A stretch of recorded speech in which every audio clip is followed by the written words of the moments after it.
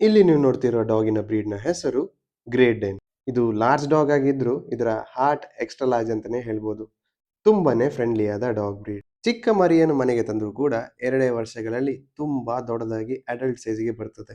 ಇದರ ಕಾಮಾದ ಟೆಂಪರ್ಮೆಂಟ್ ಇಂದ ಇದಕ್ಕೆ ಜೆಂಟಲ್ ಜಾಯಂಟ್ ಅಂತ ಇನ್ನೊಂದು ಹೆಸರು ಕೂಡ ಇದೆ. ಇದು ಮಕ್ಕಳ ಹತ್ರ ಕೂಡ ತುಂಬಾ ಕೇರ್ಫುಲ್ ಆಗಿ ಜೆಂಟಲ್ ಆಗಿ ಇರ್ತದೆ. ಇದಕ್ಕೆ ಮೀಡಿಯಂ ಆಕ್ಟಿವಿಟಿ ಲೆವೆಲ್ ಸಾಕು.